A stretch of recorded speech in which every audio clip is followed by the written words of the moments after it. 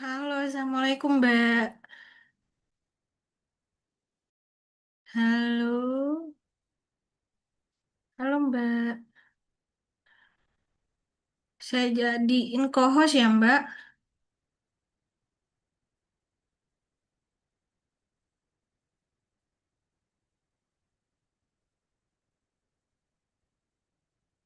Udah, buat mana?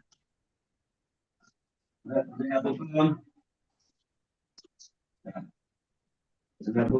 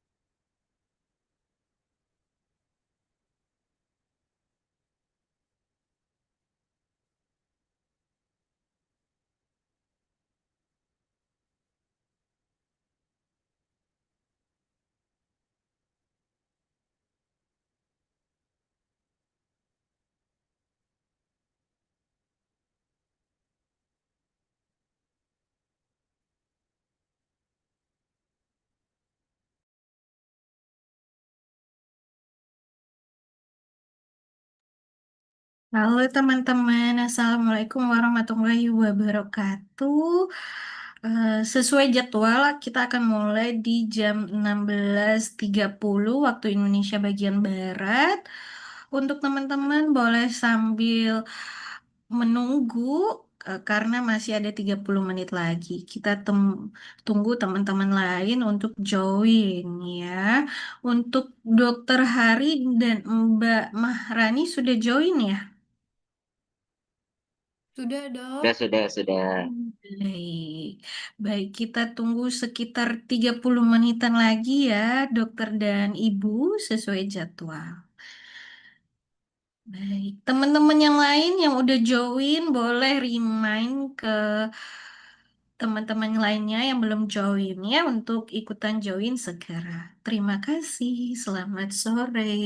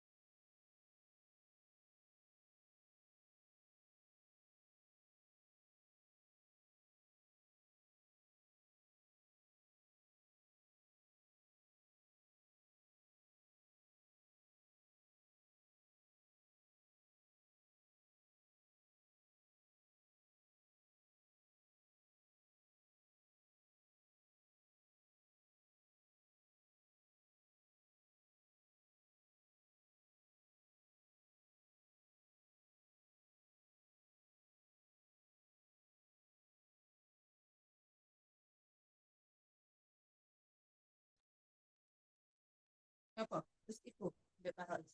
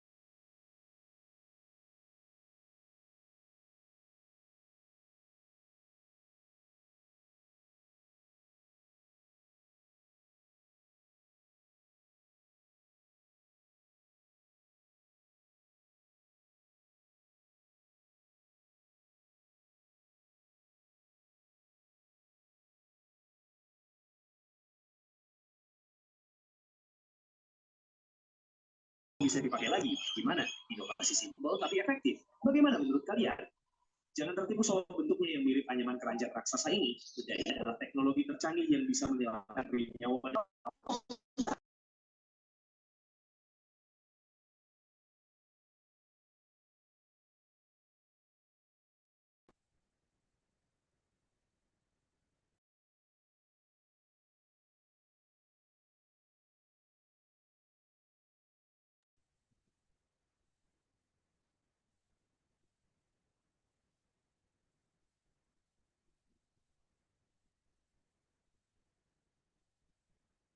Baik, Bismillahirrahmanirrahim. Assalamualaikum warahmatullahi wabarakatuh. Selamat sore teman-teman semuanya. Halo, apakah suara saya terdengar? Iya, terdengar. Baik, terima kasih Kak Pratiwi. Baik, teman-teman. Sebelum kita mulai, kita sharing-sharing bareng aja dulu ya. Untuk kabar teman-teman hari ini bagaimana kira-kira? Boleh kirim di chat box pakai emoji happy, capek, panas karena kebetulan lagi puasa ya teman-teman ya. Boleh share perasaannya hari ini gimana? Mbak Denis, hore. Oke. Boleh chat di kolom komentar ya. Nah, semoga hari ini teman-teman semua walaupun sedang puasa berbahagia. Amin. Nah, terus teman-teman, gimana nih teman-teman dari mana aja? Kalau saya dari Pontianak. Pontianak lagi panas banget ya, super super panas. Kalau Kak Pratiwi lagi di mana Kak domisilinya? Saat ini lagi di Jogja. Lagi di Jogja. Kabar di Jogja gimana Kak? Mendung, Cuacanya? mendung. Tadi Mendung hujan. ya, oh, di sini super panas. Kalau Kak Nur Mutia di Serang, Banten. Oke, Kak Chandra juga di Serang ya. Nah, kalau Dokter Hari dok, domisilinya di mana dok? Ini lagi di Jakarta. Lagi di Jakarta. Oke, baik. Lagi.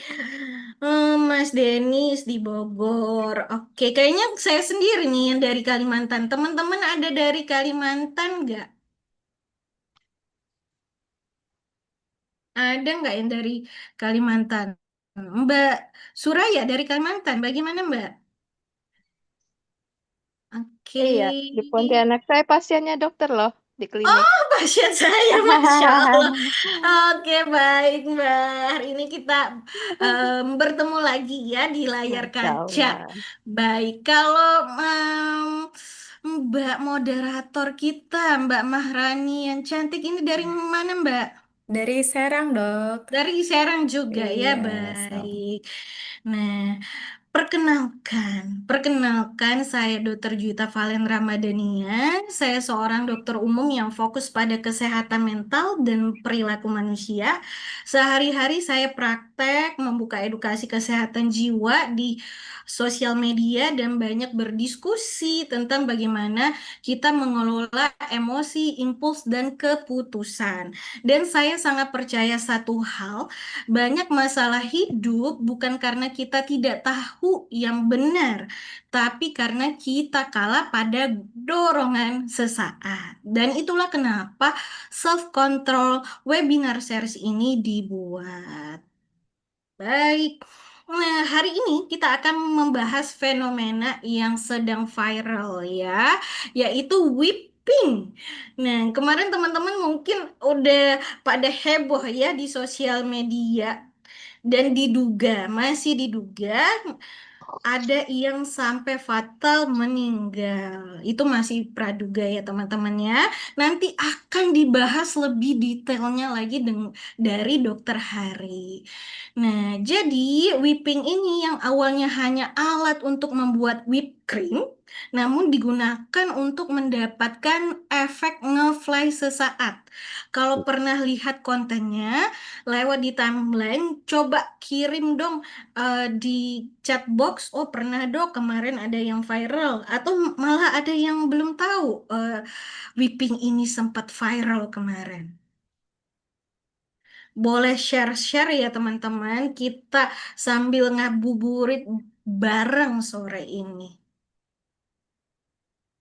Oke, kalau Ibu Suraya, kira-kira udah tahu belum? Whipping kemarin sempat heboh di dunia jagat maya. Enggak tahu dokter, baru Oh, tahu belum tahu. sekarang. Oke, baik. Jarang bermain HP Baik. media, jarang banget. Baik, sore ini kita bahas ya Bu, karena kemarin heboh banget di sosial media dan ternyata berbahaya ya, akan dibahas oleh dokter hari ini. Baik, ada Syauki juga ya. Nah, jadi sebagai pembuka bagi teman-teman yang belum tahu tentang whipping ini merujuk pada penyalahan guna dari nitros oxide. Gas ini memang digunakan di medis dan industri makanan. Tapi jika digunakan tanpa indikasi dan tanpa kontrol, ia bisa berdampak pada sistem saraf dan mengganggu oksigenasi, bahkan beresiko pada fungsi otak jangka panjang. Inilah yang kita sebut dongeng semu kebahagiaan, sesuai judul webinar kita kali ini.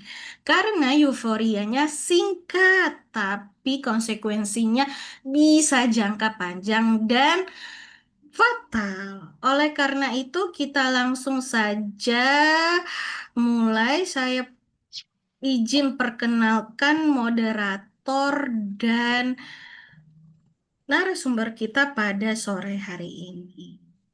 Oke, apakah layar saya kelihatan, teman-teman? Kelihatan. Oke, baik. Sebentar ya.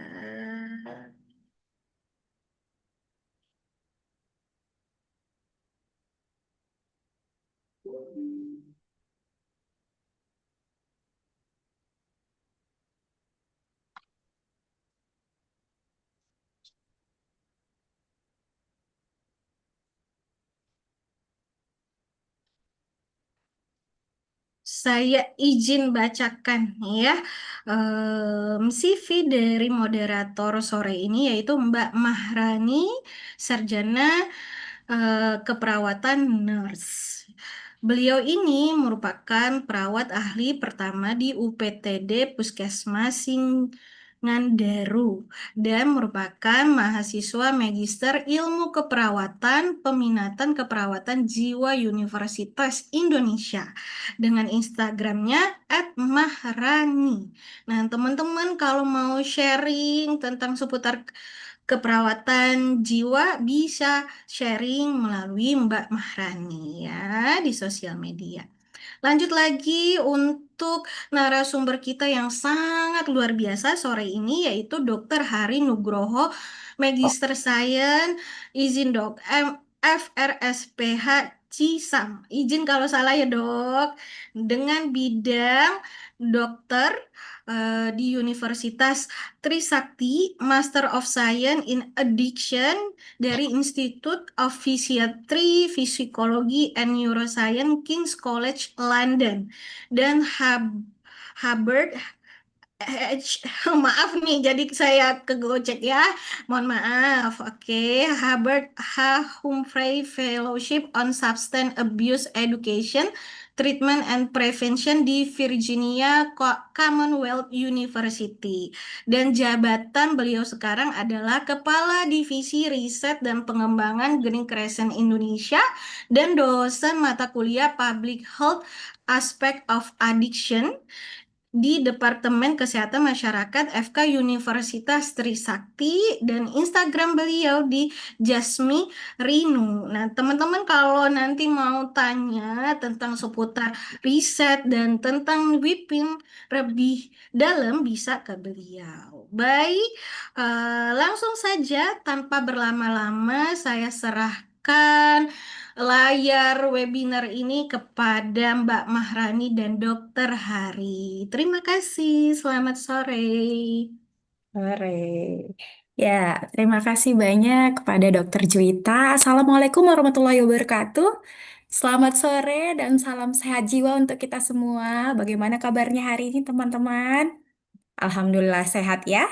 Yang saya hormati narasumber, para akademisi, seluruh peserta webinar kita kali ini. Nah, tadi sudah dibahas. Tema kita hari ini yaitu Whipping, Dongeng Semu Kebahagiaan, yang akan disampaikan oleh Dr. Hari Nugroho. Tidak hanya berbicara tentang metafora kebahagiaan, semu yang di media sosial, tetapi ini juga berkaitan dengan fenomena yang sedang ramai diperbincangkan, yaitu whipping. Istilah populer untuk tabung gas yang berisi nitro oxide atau dikenal sebagai gas tawa. Secara legal, nitro oxide digunakan sebagai anestesi ringan pada dunia medis dan pada dunia industri kuliner digunakan sebagai produksi whipped cream. Namun, belakangan ini produk tersebut disalahgunakan dengan cara dihirup lalu menghasilkan efek euforia. Sementara serasa seperti melayang, ringan, seolah bahagia sesaat. Disinilah relevansi tema webinar kita kali ini. Whipping menjadi simbol kebahagiaan semu, cepat dan tidak berkelanjutan. Efeknya hanya sementara, namun risiko psikologis dan neurobiologisnya nyata, terutama pada remaja dan dewasa muda yang sedang mencari jati diri. Fenomena ini mengajak kita untuk merefleksikan beberapa hal penting. Mengapa sih generasi muda rentan mencari kebahagiaan? Yang kedua, apa kaitannya tentang tekanan sosial atau validasi digital?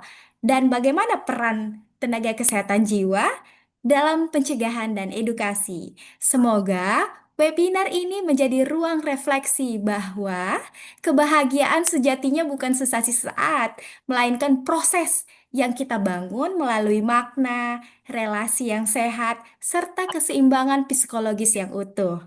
Sebelum kita memasuki sesi materi, izinkan saya menutup pengantar kali ini dengan sebuah pantun. Dibantu cakepnya ya. Pergi ke taman memetik melati. Cakep. Cakep. Harumnya lembut menyentuh rasa. Daripada Cakep. bahagia hanya sesaat di hati, mari pahami makna yang sesungguhnya. Satu lagi ya. Burung merpati terbang ke awan. Cakep.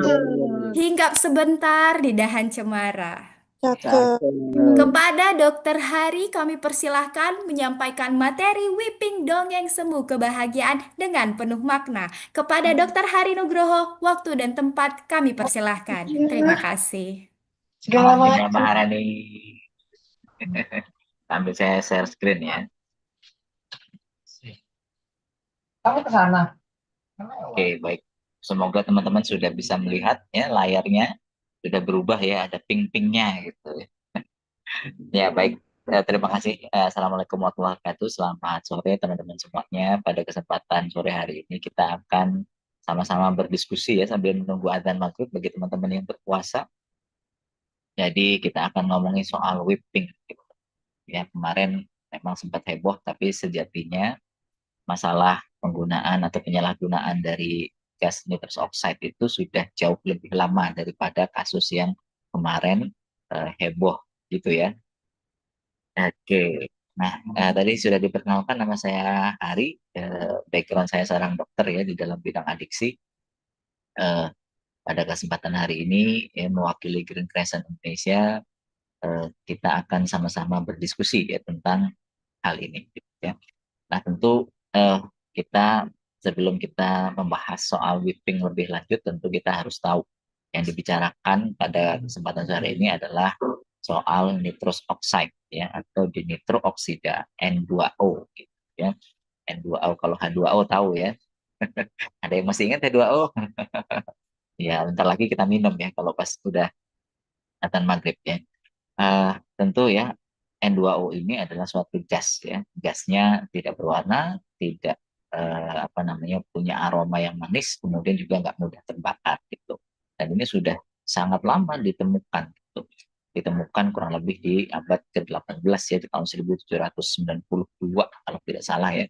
Ini oleh Joseph Priestley ya ditemukan di situ. Dan eh, kalau kita ngomongin penyalahgunaannya, ternyata ya karena di situ ada sifat psikoaktif dari gas N2O itu, ya, itu sudah lama sekali ya, sudah hampir 200 tahun ternyata sudah ada penyalahgunaan gas nitrous oxide. Ya, jadi yang kemarin bukan hal yang baru ternyata ya, sudah sangat-sangat jauh, bahkan mungkin lebih tua dari umur kita. Ya, penyalahgunaannya sudah dari abad ke-19 ya. Pada saat itu banyak. Kemudian ada kayak pesta-pesta seperti itu ya. Pesta-pesta dengan ya tadi gas tertawa seperti itu ya. Jadi kan kita kalau kita lihat di media sosial, di postingan-postingan misalnya ya, cuplikan-cuplikan video kan kita bisa lihat ya orang lagi habis pakai gitu seperti itu ya, sempoyongan segala macam ya, orang-orang terus kemudian menganggap itu sebagai lelucon gitu ya, ketawa-ketawa ya, menertawakan temennya ataupun menertawakan dirinya sendiri. Nah, tentu di dalamnya ada sifat-sifat daripada N2O itu sendiri ya. Eh, Sifat-sifatnya ya. Pertama tentu dia adalah antagonis ya. Jadi berlawanan seperti itu ya. Yang non kompetitif ya pada reseptor NMDA sebenarnya di dalam sistem saraf pusat kita ya. Kemudian juga dia merupakan agonis parsial ya pada reseptor opioid. Nah, ini reseptor opioid ini adalah reseptor yang sama ya kayak kalau orang pakai heroin gitu ya. Tetapi dia sifatnya parsial ya, nempelnya di situ parsial. Jadi kalau kayak obat yaitu seperti obat-obat misalnya buprenorfin seperti itu ya. Dia nempel tuh di reseptor opioid ya, mu, kappa, delta ya, dan kemudian itu akan mempengaruhi ya, pelepasan ya neurotransmitter dopamin ya, terutama adalah di sistem reward kita ya yang ada di otak kita yang namanya nucleus accumbens. Makanya kita bisa merasakan tadi ya senang gitu ya, happy seperti itu ya. Jadi ada efek euforianya. Ini karena ini ya, karena si agonis parsial dari yang nempel di reseptor opioid. Dan oleh karena itu juga ya, dia juga berperan di dalam tadi ya sebagai gas anestetik tadi ya, seperti disampaikan tadi di awal di pengantar tadi oleh Mbak Maharani dan Dr. Juwita bahwa namanya gas nitrous oxide itu juga dipakai ya tidak hanya disalahgunakan gitu tapi dipakai beneran gitu ya, dipakai beneran di dalam dunia kesehatan kita gitu. Sebagai pertama adalah anestetik tadi ya, tentu nggak diberikan semata-mata N2O ya, atau dikasih oksigen seperti itu ya. Jadi di situ kemudian ada timbul efek anestetiknya seperti itu. Jadi ini ya tadi ya punya dua sisi ya, punya dua sisi yang bermanfaat dan juga tentu ada potensi penyalahgunaan karena ada sifat psikoaktif yang terjadi seperti itu. Jadi kita tidak perlu heran ya kalau sekarang-sekarang ini kemudian ada yang menyalahgunakan, sebenarnya itu sudah terjadi jauh lebih lama ya, 200 tahun ya orang sudah menyalahgunakan nitrous oxide. Nah, sekarang ini ya, tadi penyalahgunaannya kemudian menjadi semakin meluas ya, jadi tren, tuh, jadi tren ya, jadi tren. Kalau kita lihat misalnya ya di dunia ya, kalau kita lihat hasil dari Global Drug Survey ya, Global Drug Survey ini adalah suatu survei global yang diselenggarakan ya oleh UK ya, yang bikin pertama kali namanya Profesor Adam Binstock dari UCL di Inggris seperti itu. Dan ini kita bisa lihat bahwa ada peningkatan tren ya, terutama adalah 10 tahun terakhir ya. Tabel yang ada di sini ya teman-teman bisa lihat ini adalah hasil dari Global Drug Survey di tahun 2014 ya, di mana misalnya di Inggris ya lifetime use-nya itu adalah sekitar 38,6%. Pada saat itu penggunaan nitrous oxide di Inggris itu adalah ke-8 paling banyak dibandingkan dengan narkoba-narkoba yang lainnya ya. Jadi tentu narkoba yang lain ada heroin, ada ganja gitu ya, ada vitamin, ada narkoba-narkoba jenis baru. Nitrous oxide itu di posisi nomor 8 pada saat itu di Inggris. Tapi pada saat sekarang ya di Inggris nitrous oxide itu adalah zat nomor 3 paling banyak dipakai setelah ganja gitu dan heroin seperti itu ya. Jadi ini adalah kita bisa lihat trennya ya semakin banyak ya semakin banyak orang yang kemudian menggunakan nitrous oxide gitu ya. Di Indonesia gimana? Di Indonesia sebetulnya mirip-mirip ya. Jadi kasus sweeping atau kasus penggunaan nitrous oxide itu sudah banyak ya ditemukan ya kalau kita assess ya pasien-pasien ya dengan gangguan penggunaan zat ya kalau kita tanya penggunaan inhalan ya kan kita mungkin tahu-taunya lem gitu ya. Salah satu yang dipakai adalah nitrous oxide ya. Tapi tadi ya trennya tidak kayak sekarang yang kemudian ya dengan tadi ya lebih mudah untuk didapat ya apalagi dengan tadi ya pasar-pasar secara digital ya itu semakin mudah untuk didapat ya semakin mudah untuk didapat ya tidak ada aturan yang ketat seperti itu ya. Jadi semua orang bisa mengakses hal tersebut gitu mengakses hal tersebut ya.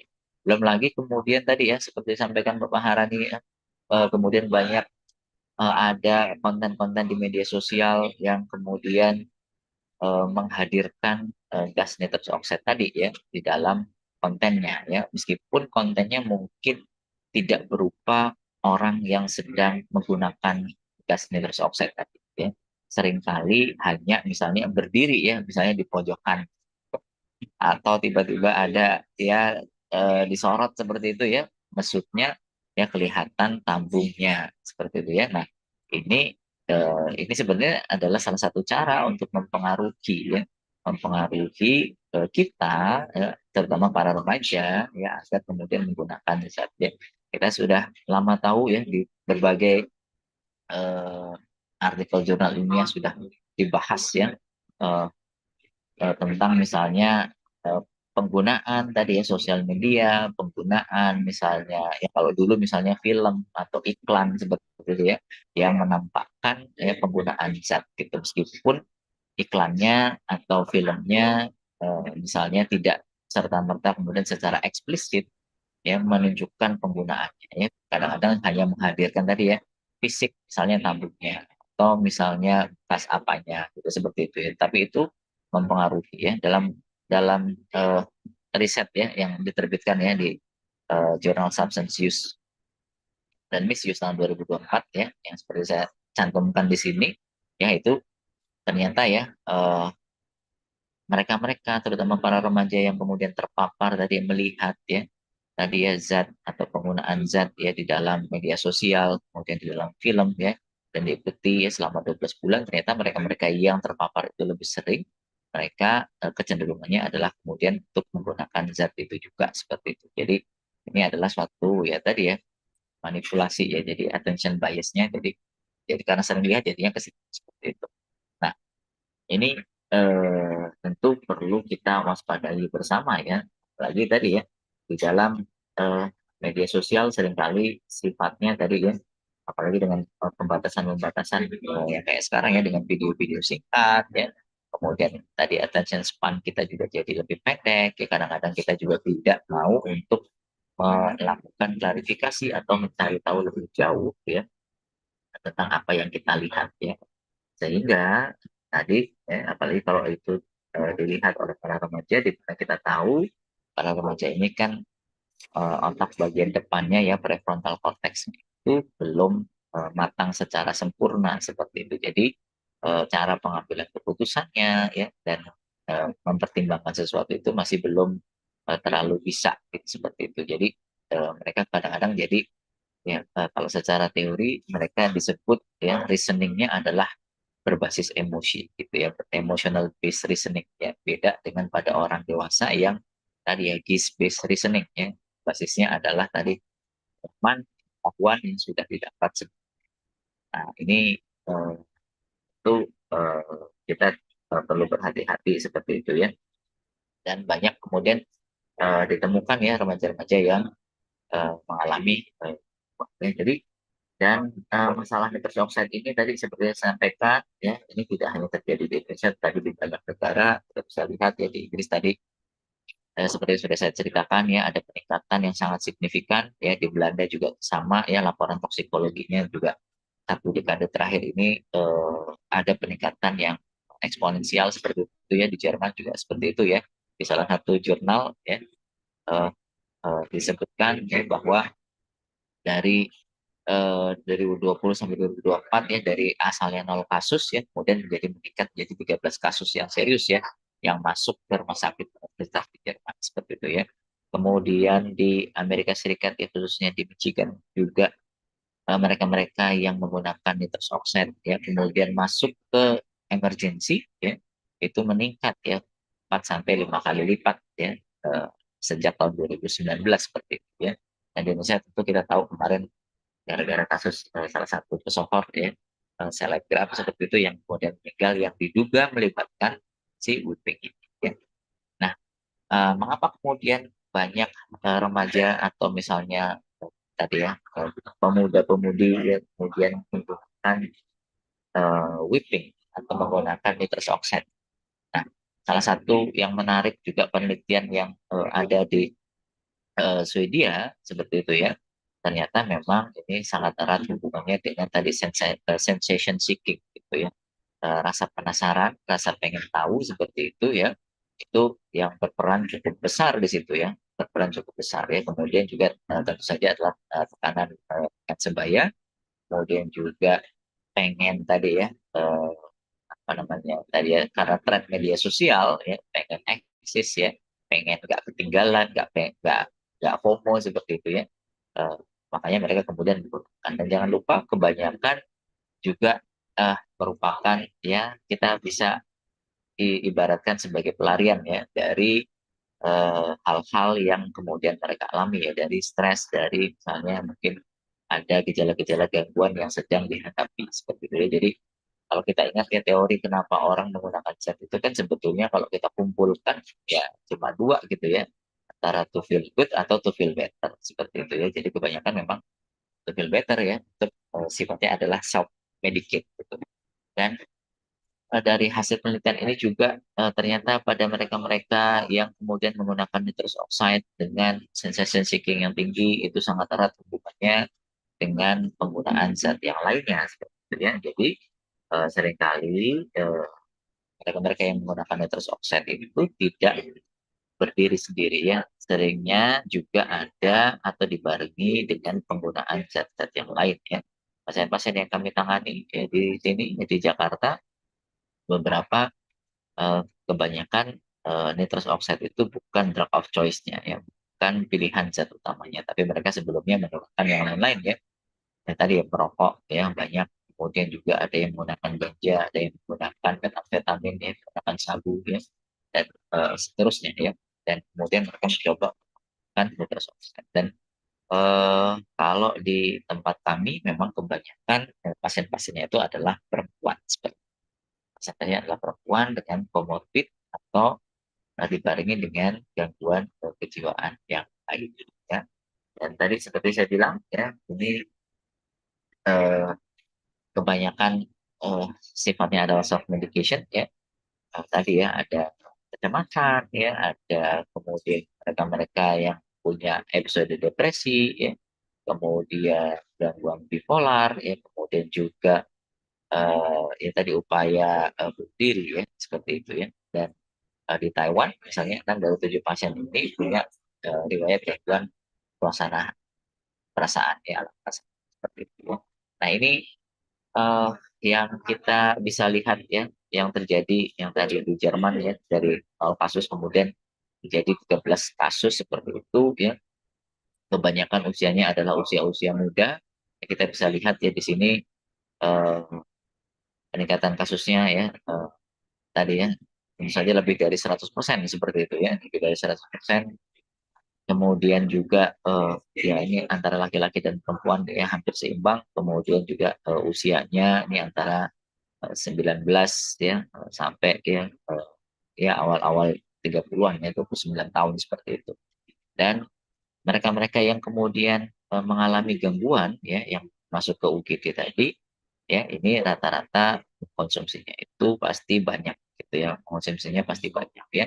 Rata-rata di atas ya 400 gram ya per hari ya, rata-rata di atas 400 gram per hari seperti itu ya. Itu yang kemudian mereka mengalami masalah dengan gangguan saraf seperti itu ya. Dan mereka-mereka yang kemudian mengkonsumsi nitrous oxide tadi ya, yang masuk UGD tadi juga tadi ya merupakan pengguna-pengguna yang memang menggunakannya cukup lama seperti itu ya. Tidak misalnya baru nyobain sekali gitu, enggak gitu ya. Tapi memang penggunaan yang cukup lama ya, paling nggak adalah 1 bulan seperti itu ya. 1 bulan kemudian mengalami gejala-gejala yang terkait dengan gangguan saraf ya, baik itu misalnya mielopati ya, kemudian polineuropati ya, itu banyak terjadi seperti itu. Kemudian kenapa sih kemudian nitrous oxide itu tadi mengganggu saraf kita ya? Itu tadi ya karena inhalasi ya, yang dihirup berulang kali ya, si nitrous oxide tadi ya, menggunakan balon atau misalnya langsung dari tabungnya seperti itu ya.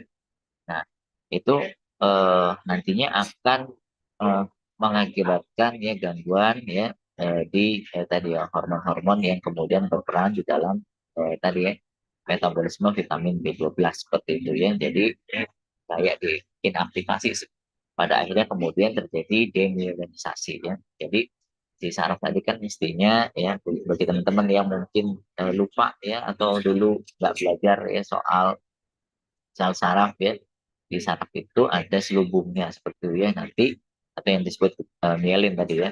Kalau kemudian eh, ini terjadi defisiensi vitamin B12 ya, vitamin B12 dalam tubuhnya tadi jadi berkurang banyak seperti itu, maka si selubung tadi jadi terkelupas gitu ya, jadi nggak ada ya.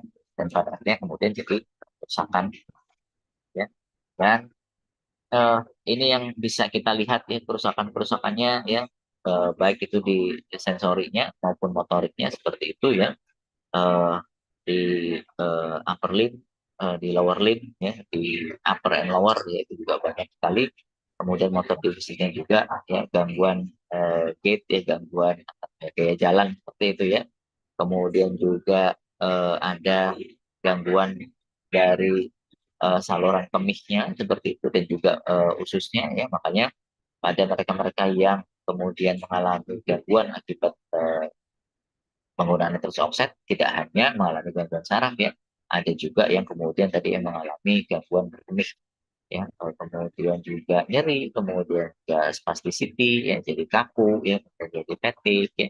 Dan eh, banyak orang juga mengalami ya tromboemboli, jadi bekuan-bekuan darah gitu ya.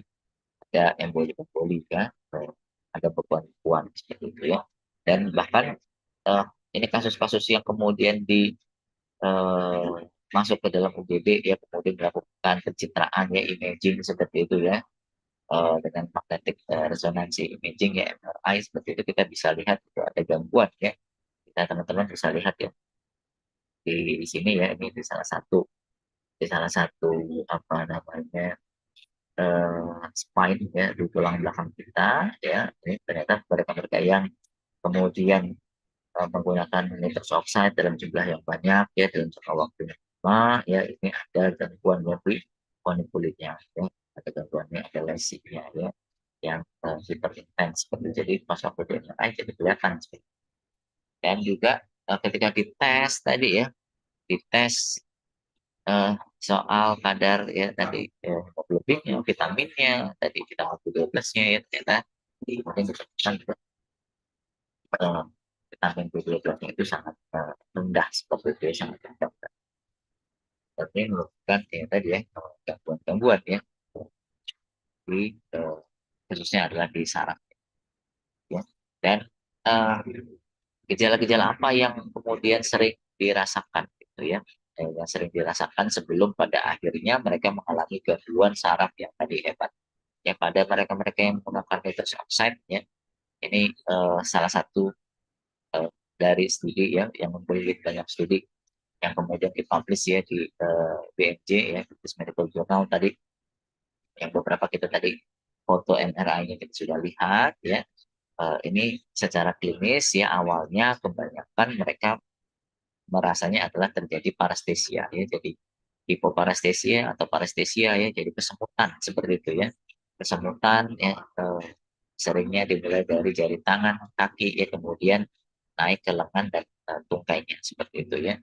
Kemudian eh, setelah itu ya terjadi kelemahan otot ya, si pasien-pasien atau orang-orang yang menggunakan nitrous oxide tadi jadi susah ya untuk genggam, bahkan nggak bisa jalan seperti itu yang akhirnya kita bisa lihat ya gaya jalannya ya jadi goyah gitu ya, tidak bisa lihat yang namanya ataksia seperti itu karena tadi ya si saraf tulang belakangnya ya yang rusak ya. Dan kemudian juga eh, dilaporkan mereka-mereka juga ada merasa ya mengalami ketergantungan ya, terutama adalah ketergantungan secara psikis ya, psikologis seperti itu ya. Nah, jadi kalau kita berbicara ketergantungan ya teman-teman, maka ketergantungan itu bisa tadi ya sifatnya adalah ketergantungan secara fisik ya, kemudian juga secara psikis gitu. Jadi eh, pada orang-orang yang menggunakan nitrous oxide tadi sebetulnya ketergantungannya lebih ke arah ketergantungan yang secara psikis karena memang tadi sifat dari nitrous oxide sendiri gitu ya. Dan jadi orang tadi merasa memang harus perlu menghirup itu gitu ya karena memang tadi efek euforiknya tadi juga berlangsung sangat singkat ya. Eh, Beberapa ahli menyebut sekitar 5 sampai 20 detik ya, beberapa yang lainnya menyebut antara 30 detik sampai 1 menit seperti itu. Jadi memang ini sangat singkat ya, dan kecenderungannya kemudian orang menggunakan terus-menerus gitu ya karena tadi efek euforianya yang singkat ya. Jadi terus dipakai dan pada akhirnya tidak sadar kalau kemudian dia mengalami masalah gitu ya. Dia mengalami masalah eh, yang mengarah kepada kecanduan ya. Beberapa pasien-pasien yang kami tangani di sini juga yang mengalami hal yang sama, gitu ya, mengalami hal yang sama ya. Jadi ada satu pasien ya, selain dia menggunakan nitrous oxide, dia juga pakai vape yang isinya adalah ethanoate gitu. Ya. Jadi makinlah itu ya. Jadi dia merasa eh, adanya gangguan kognitif gitu ya, jadi lebih lemah gitu rasanya ya. Kemudian tadi mulai ada parestesia ya, sering kesemutan seperti itu, dan itu terjadi pada pasien perempuan ya. Beberapa yang lainnya ya pasien-pasien yang kami tangani diantaranya juga eh, tadi ya jadi ya berantem nih ya, berantem dia sama pasangannya kemudian sama-sama pemakai juga ya, sama pemakai ya, kemudian berantem ya, kemudian dia melakukan tadi self harm seperti itu ya, melakukan self harm ya. Jadi sebelum cutting itu ya, sebelum melakukan self harm tadi dia menggunakan nitrous oxide terlebih dahulu ya. Nah itu juga eh, kita temukan ya di dalam praktek klinis kita seperti itu. Dan tentu saja tadi seperti yang disinggung Mbak Maharani ya, bahwa eh, kita tentu saja eh, mesti apa ya kemudian berpikir ulang gitu ya, berpikir ulang ya. Kadang-kadang tadi ya kita menggunakan zat ya apapun itu ya sebagai sarana coping kita untuk tadi ya mendapatkan kebahagiaan. Gitu. Padahal kita tahu ya paradoks kebahagiaan gitu. Semakin dikejar semakin jauh gitu ya, semakin dikejar semakin nggak dapet gitu ya, seperti itu ya. Nah, itu jadi paradoks. Pada akhirnya ketika kita semakin mengejar ya, kemudian kita terjebak ya, jadi merasa frustasi sendiri, kok saya nggak bisa bisa gitu dapat gitu. Pada akhirnya kemudian kita jadi mengarah kepada penggunaan zat gitu ya. Coping kita adalah mengarah kepada penggunaan zat. Dan lama kelamaan ya tadi ya karena tubuh kita selalu berusaha mencapai kesetimbangan, maka kita tidak sadar bahwa kita kemudian sudah mengalami toleransi dosis ya. Jadi semakin lama semakin meningkat ya dosis yang kita pakai seperti itu ya, yang pada akhirnya bukan kebahagiaan yang kita dapatkan, tetapi ya sudah gitu ya, jadi kerusakan yang akan kita rasakan. Oleh karena itu ya meskipun setiap orang punya definisi kebahagiaannya masing-masing, tetapi seperti yang disinggung Mbak Maharani tadi bahwa kebahagiaan itu mestinya berakar pada tadi ya kesejahteraan yang mengarah pada growth gitu ya, self growth ya, mengarah pada pertumbuhan diri ya, mengarah kepada tadi ya bagaimana hidup kita penuh makna ya, dan kemudian kita bisa mengaktualisasikan potensi-potensi yang ada pada diri kita ya, mestinya arahnya ke situ ya.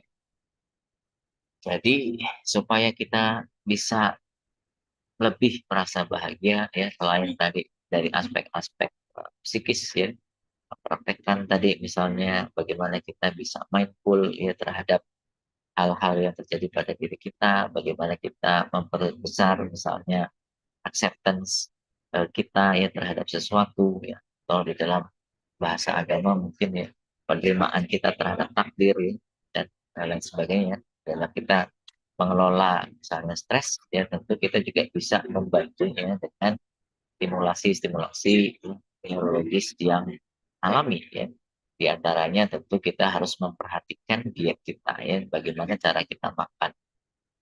Itu kalau kita kemudian makan makanan yang banyak mengandung ya asam amino tirosin ya, ayam, pisang, alpukat gitu ya, biji labu ya, susu yang ini bisa membantu untuk meningkatkan ya, dopamin kita ya. Kemudian juga kalau kita makan telur ya yang banyak mengandung triptofan ya, salmon misalnya atau gandum ya, omega 3 misalnya ya.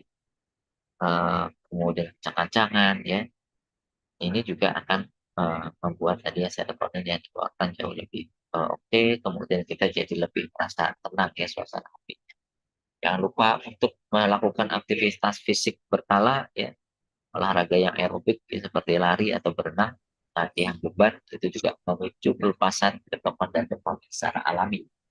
Kemudian jangan lupa ya, kalau kita sering mengurung diri ya, nggak sering terpapar cahaya matahari ya, ini juga mengakibatkan sintesis serotoninnya jadi kurang ya. Makanya kalau pernah tinggal di Inggris ya, di Inggris itu kan gloomy, ya, abu-abu gitu. Jadi kalau ada matahari dikit ya, orang-orang langsung eh, berjemur gitu ya, langsung suasana hatinya berbeda gitu ya. Makanya kalau kita bercakap-cakap dengan orang-orang dari UK kan bahasa basinya itu ngomongin weather, kayak ngomongin soal eh, cuaca. Nah, ini kenapa? Karena tadi ya memang perannya ya, peran daripada tadi ya paparan cahaya matahari itu sedemikian pentingnya untuk merangsang sintesis serotonin yang ada di dalam otak kita sehingga kita suasana hatinya jauh lebih stabil seperti itu ya.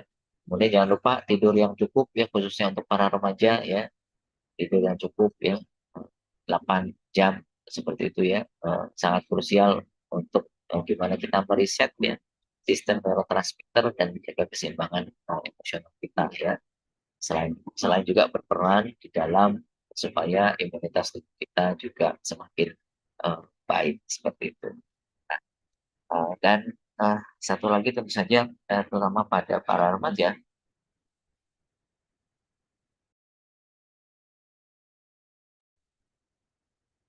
ya yang sering terjadi adalah ya nggak cuma remaja sih, banyak pasien-pasien dengan gangguan penggunaan zat ya, dewasa pun ya ini suka nggak enakan gitu ya, suka nggak enakan ya.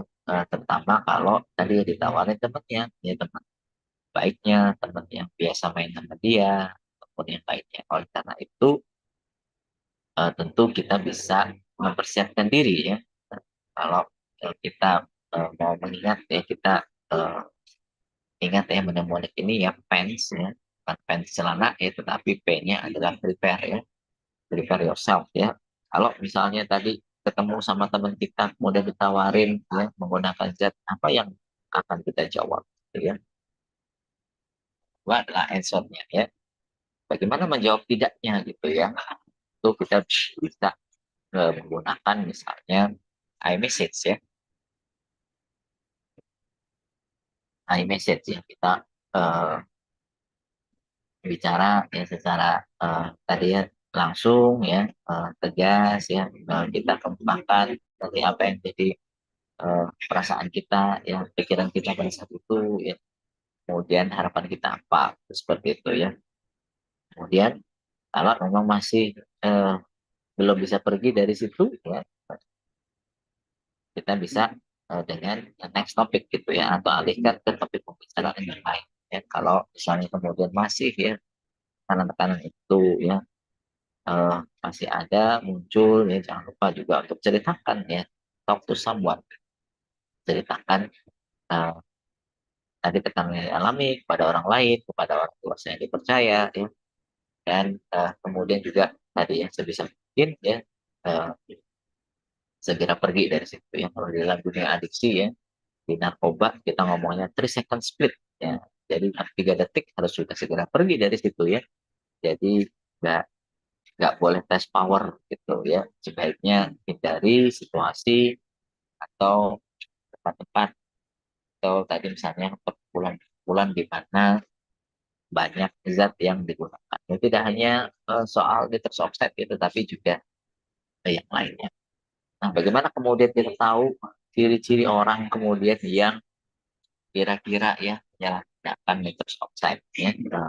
Ya, tentu tidak ada yang pasti, tetapi kalau kita kemudian mulai menemukan ya, misalnya ya banyak balon-balon yang nggak jelas dia dipakainya, kemudian kalau kita kemudian menemukan kanister-kanister ya, jadi tabung-tabung kecil ya dari nitrous oxide ya, tabungnya warnanya perak gitu ya, makanya eh, salah satu sebutan jalannya adalah silver gitu, ada yang warnanya agak kemasan gold gitu, seperti itu. Awalnya begitu ya, tabung-tabungnya kecil-kecil ya, tapi kemudian seiring dengan perjalanan waktu kemudian juga banyak tabung-tabung yang jauh lebih besar tadi ya, sampai 2000 gram kan seperti itu. Dan yang beredar di Indonesia tadi secara spesifik ya, kemudian yang diberikan label pink ya, warnanya pink seperti itu, yang menarik ya, terutama tadi pada perempuan.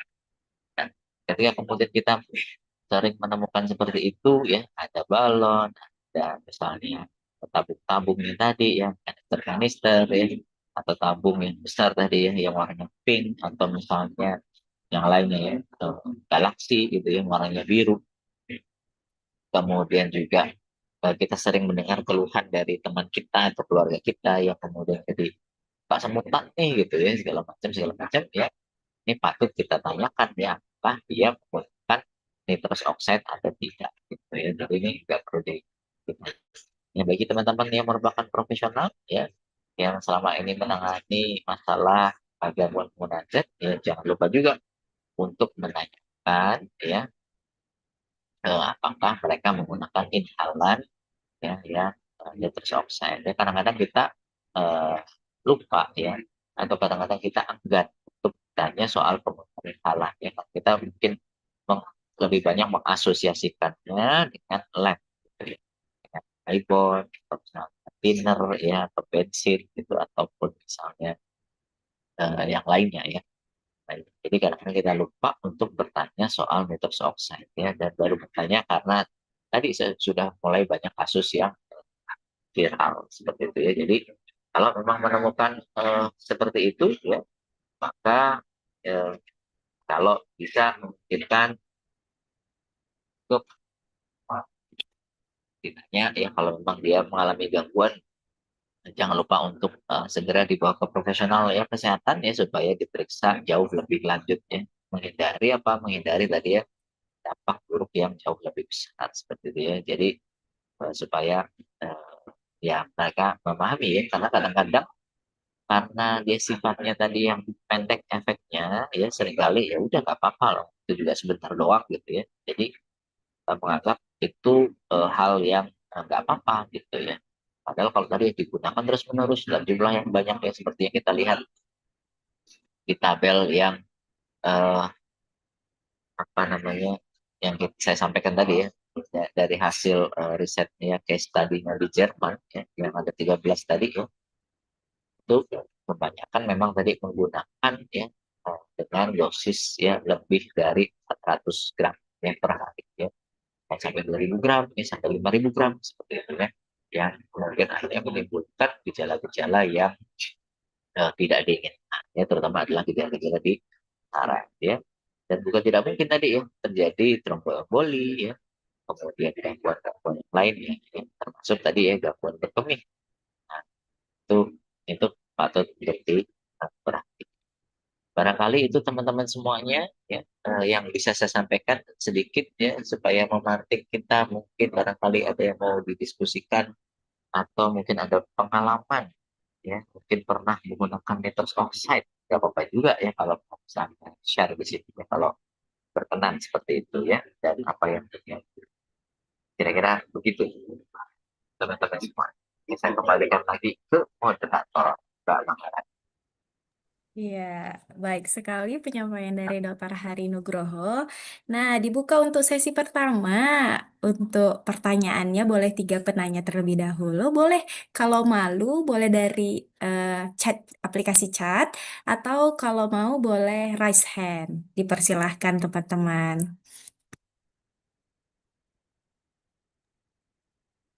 Saya sambil pilek-pilek ya, kan berarti saya habis pakai nitrous oxide ya. Ayo, ada yang ingin bertanya mungkin?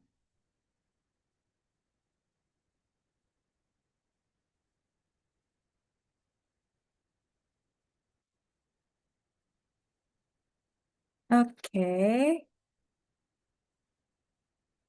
Nah, mungkin dari saya aja kali ya, Dok ya. Saya ingin bertanya nih, Dok. Tadi katanya kan nitro oxide itu tidak hanya digunakan sebagai hanya satu, biasanya ada kombinasi dengan yang lain. Nah, saya ada dengar kabar nih, Dok, ada yang namanya pot getter. Kalau pot getter itu apa ya, Dok ya? Dia vape, tapi kurang tahu itu zat apa yang dicampurkan kepada vape itu. Istilahnya anak zaman sekarang itu pot getter, Dok. Itu ya, saya malah baru tahu, itu saya baru dengar. Baru tahu. Mungkin sejenis Ya, vape tapi dicampur kali ya, Dok. ya kadang-kadang tadi ya mungkin tiap daerah tiap ini punya punya apa namanya istilah ya sendiri-sendiri gitu ya. Kayak misalnya contoh, eh, salah satu pasien saya bilang ya, saya pakai sebes. Nah, sebes apaan tuh sebes gitu? Oh, ternyata sabu ya, istilahnya beda di tempatnya dia seperti itu. Nah, tadi ya memang eh, penggunaan rokok elektrik ini kan juga menjadi problem gitu ya, menjadi problemnya rokok elektrik yang eh, dimaksudkan pada awalnya sebagai harm reduction tool ya, atau alat untuk tadi pengurangan dampak buruk ya dari eh, tobacco seperti itu ya. Kemudian disalahgunakan gitu ya, disalahgunakan sebagai device untuk menggunakan drugs atau zat yang lainnya ya. Dulu waktu awal-awal ya banyak kejadian EVALI di Amerika ya, yang terjadi kerusakan paru-paru ya parah di Amerika itu karena penggunaan eh, rokok elektrik untuk menggunakan THC ya, menggunakan ganja ya, di ganja yang liquid THC ya. Dan ganja itu kan sifatnya larut dalam lemak. Seringnya di cairan yang mengandung THC tadi kemudian dicampur ya dengan tadi ya vitamin E asetat seperti itu ya. Jadi supaya lebih lebih tebal gitu ya, lebih apa ya, apa istilahnya ya, yang lebih tebal gitu ya, lebih thick gitu seperti itu. Yang pada akhirnya justru menimbulkan gangguan ya, terjadi EVALI. Dan kemudian berkembang ya, tidak hanya THC ya, tapi sintetik cannabinoid ya, kemudian dipakai ada metamfetamin di situ, kemudian dipakai atau misalnya tadi etomidad ya, yang sekarang juga lagi tren gitu ya, penyalahgunaan obat-obat legal sebetulnya ya, tetapi kemudian oleh sindikat dirubah ya untuk bisa dipakai menggunakan rokok elektrik seperti itu. Nah, ini bisa jadi tadi ya, yang dimaksud pot getter tadi bisa jadi adalah diisi dengan zat-zat yang lainnya yang mungkin bikin orangnya jadi getar-getar gitu ya.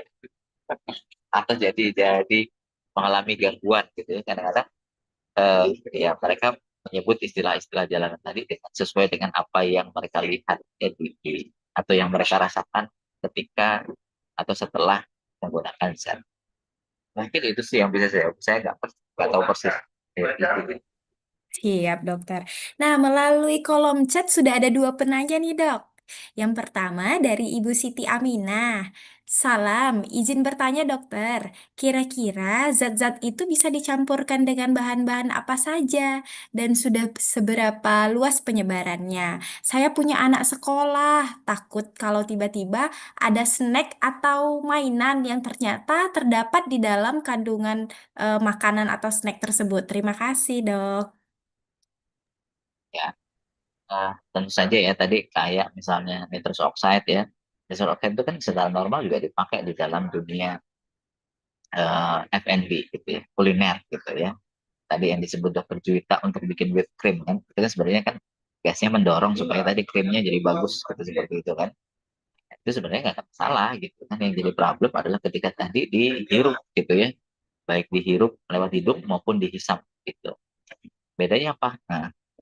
Nah, biasanya kalau orang yang pakai nitrous oxide yang kemudian menghirup ya, biasanya tadi yang dimasukin tadi ya entah itu balon ya dan lain sebagainya, kemudian ya tadi ya dihirup gitu ya, atau plastik ya kalau lem ya pakai plastik gitu. Atau mereka yang kemudian menghisap secara langsung dari tabungnya, tentu ini berbahaya seperti itu ya. Dan kalau nitrous oxide sendiri ya tadi nggak saya kalau digunakan secara benar sih nggak ada problem seperti itu sebetulnya ya. Jadi ya kalau di makanan eh, ada makanan-makanan yang kemudian dibuat dari bahan-bahan yang mengandung drugs ya, ganja paling sering, ganja ya, ganja ya. Kalau kita main misalnya ke negara-negara yang memang legalisasi ganja, misalnya kayak di Amsterdam ya, kita main ke coffee shop ya. Jadi kalau teman-teman berkesempatan ke Amsterdam jangan sampai keliru ya. Kalau coffee shop di Belanda itu ya, di Amsterdam khususnya adalah tempat yang menjual ganja gitu. Tapi kalau coffee ya dalam bahasa Belanda ya, itu adalah tempat buat ngopi gitu. Berbalik ya, nanti bingung, hah, kok nggak ada nih espresso, nggak ada americano ya, adanya Jamaican gitu-gitu ya, six pack gitu. Nah itu di situ sering dijual, misalnya adalah permen ya, lollipop ya, kemudian juga cookies ya, kemudian kue kayak brownie ya. Ya, dan di kita kan pernah ada kasus juga ya yang ditangkap ya, yang mengedarkan brownie yang dibuat dari ganja ya, di Blok M beberapa tahun yang lalu seperti itu. Nah, itu mungkin ya. Tetapi secara umum ya jarang banget yang kemudian makanan kemudian dicampur. Ya ada aja sih kelakuannya gitu. Beberapa waktu yang lalu ya keripik ya di Bogor ya. Keripik apa tuh ya? Keripik pisang gitu ya. Yang kemudian disemprotkan dengan eh, ya zat-zat sintetik ya seperti itu ya. Sintetik kanabinoid atau apa ya. Eh, itu tentu saja eh, biasanya makanan-makanan tersebut harganya akan jauh lebih mahal daripada normal. Itu yang perlu kita waspadai ya. Tetapi kalau misalnya kayak di sekolah-sekolah, ya lebih banyak zat kimia berbahaya sih. Atau tercemar misalnya ya, dengan kuman-kuman ya, karena tidak dibuat secara baik dan benar ya, tidak memperhatikan higienenya. Jadi jangan khawatir. Jadi ya kalau kemudian ada eh, mainan atau segala macam makanan yang kemudian dicurigai ya jangan lupa kemudian juga bisa ya melaporkan kepada pihak yang berwenang. Ya banyak yang datang ke tempat saya gitu ya kemudian menceritakan begini dan begitu ya. Oh dia bawa ini nih bla bla bla bla bla gitu. Ya oh, ternyata bukan gitu ya. Setelah di proses lebih dalam ternyata bukan kenapa-napa. Jadi jangan khawatir.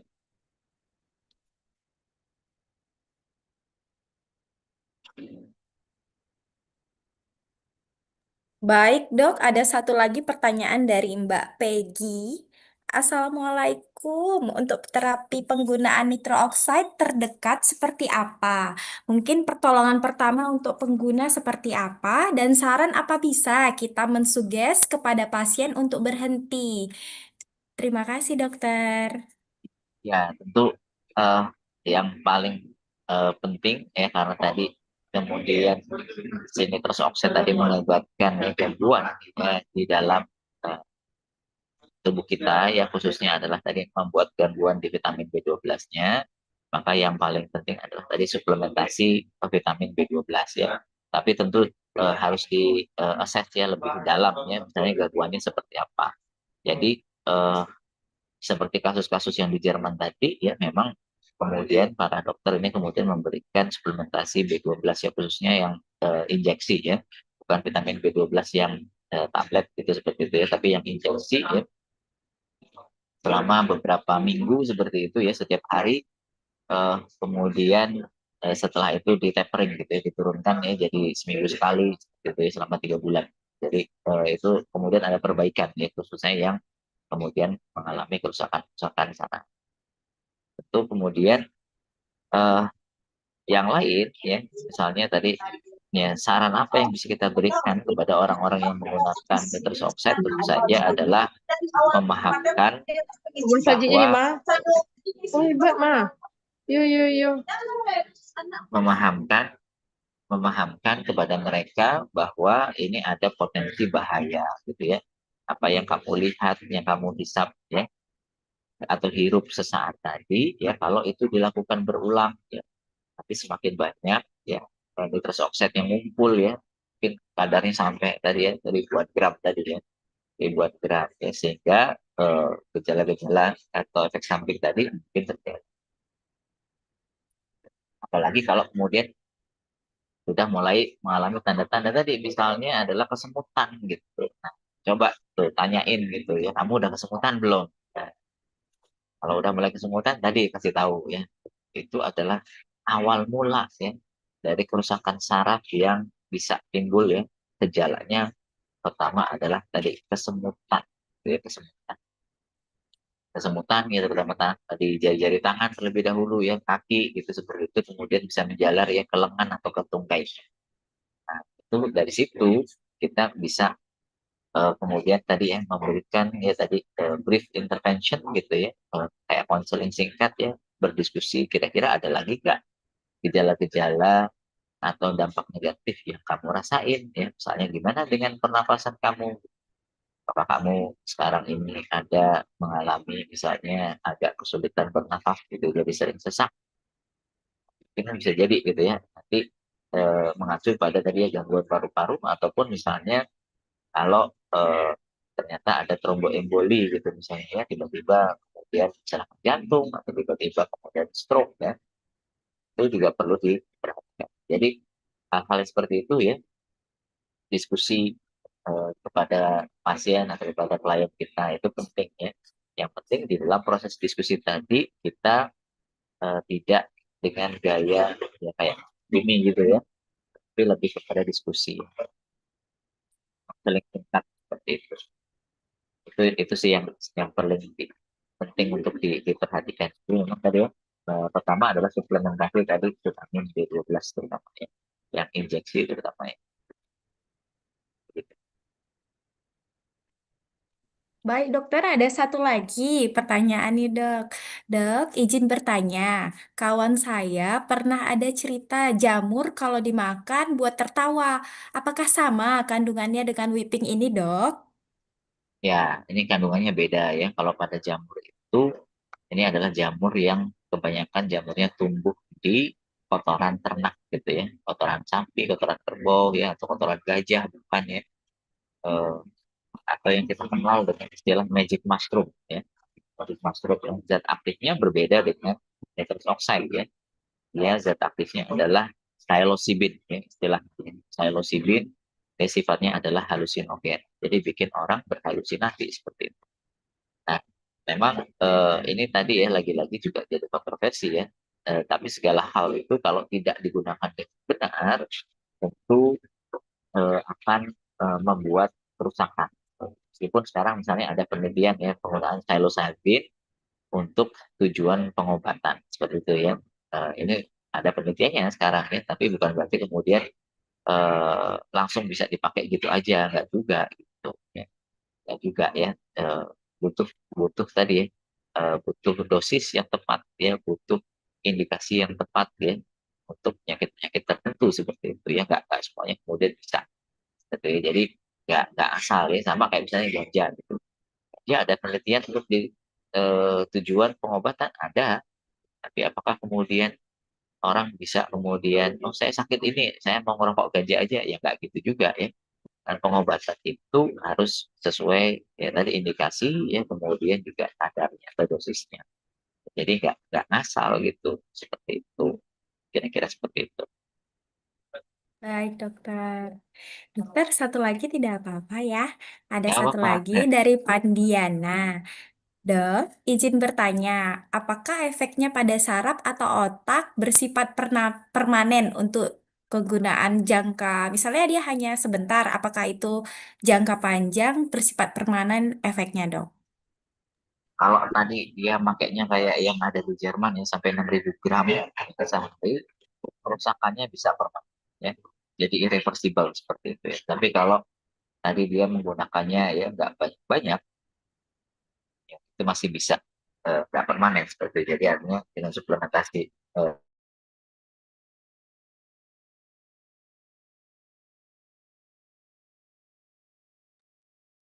Baik, dokter.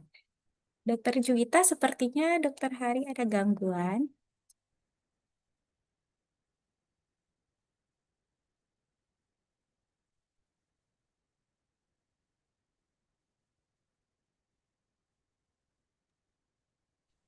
Baik, sepertinya juga pertanyaan teman-teman sudah terjawab semua ya, Kak Maharani. Nah, jadi sambil izin saya ambil ulang alih untuk layarnya. Oke. Oke, Terima sepertinya kasih dokter Kak Hari Hera sudah dan sudah jaringan. tergabung. baik, dokter, apakah ada yang mau ditambahin, dokter? Ya, tadi ya. Jadi kalau dia penggunaannya berat dan lama, tentu saja tadi kerusakannya bisa sifatnya irreversible ya, bisa permanen seperti itu. Tapi kalau dia misalnya tadi baru nyobain ya, terus sadar gitu ya, insya Allah sih enggak. Tuh. Tapi balik lagi ya, masing-masing kita kan tadi ya, eh, kayak obat ya, obat itu kan juga tergantung pada tubuh kita masing-masing ya. Secara farmakokinetik ya, secara farmakodinamiknya. Jadi ya paling baik adalah menghindari ya, tentu saja menghindari penggunaan zat-zat tersebut seperti itu ya, yang memang nggak ada faedahnya seperti itu ya. Baik, terima kasih banyak Dokter Hari Nugroho. Sesi pertanyaan kita tutup. Baik, saya rangkum. Sudah banyak sekali ilmu dari dokter hari ini. Bagaimana tentang cara pencegahan dan menolak tadi ya bagus sekali dengan PANS.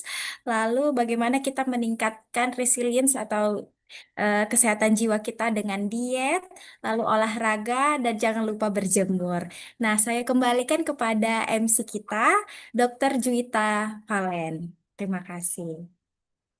Baik, terima kasih banyak kepada moderator Mbak Mahrani dan narasumber Dr. Hari atas diskusi kita yang sangat insightful sore ini. Banyak insight baru yang tidak hanya informatif, tetapi juga ternyata reflektif ya. Semoga apa yang kita bahas hari ini tidak berhenti sebagai pengetahuan, tetapi menjadi bahan perenungan dalam keseharian kita. Hari ini kita membahas tentang euforia yang instan, tentang sesuatu yang terlihat ringan namun bisa menggeser kendali diri secara perlahan. Namun, pembahasan ini adalah bagian dari rangkaian. Besok kita akan masuk ke topik yang mungkin lebih dekat dengan kehidupan kita sehari-hari, yaitu teknologi addiction. Karena distraksi tidak selalu dalam bentuk yang ekstrim. Kadang ia hadir dalam bentuk yang sangat biasa dan sangat wajar. Dan justru karena itu, sering tidak kita sadari. Saya berharap rekan-rekan dapat kembali bergabung besok di jam 16.30 waktu Indonesia bagian Barat untuk melanjutkan refleksi ini bersama-sama. Sebelum kita akhiri sesi hari ini, kita akan dokumentasi bersama terlebih dahulu. Bagi rekan-rekan yang berkenan, silahkan menyalakan kameranya. Mari kita abadikan momen diskusi hari ini. Baik, kita foto dulu ya.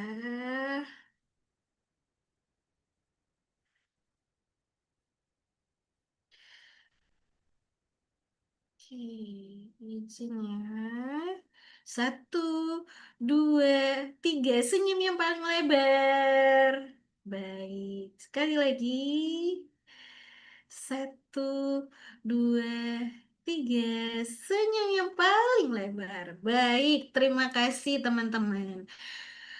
Baik, rekan-rekan, self control bukan tentang menjauh dari dunia. Ia tentang tetap memegang kendali di tengah dunia yang terus bergerak cepat. Karakter dibangun bukan dalam sorotan, tetapi dalam keputusan kecil yang konsisten. Dan selama kita mau terus belajar, mau terus sadar, dan mau terus mengevaluasi diri, kita sedang menjaga arah hidup kita. Saya, Dr. Juwita Valen Ramadhania, terima kasih atas partisipasi dan perhatian rekan-rekan sore hari ini. Sampai berjumpa kembali di sesi berikutnya. Wassalamualaikum warahmatullahi wabarakatuh. Selamat Waalaikumsalam menanti warahmatullahi buka puasa. wabarakatuh. Waalaikumsalam warahmatullahi wabarakatuh.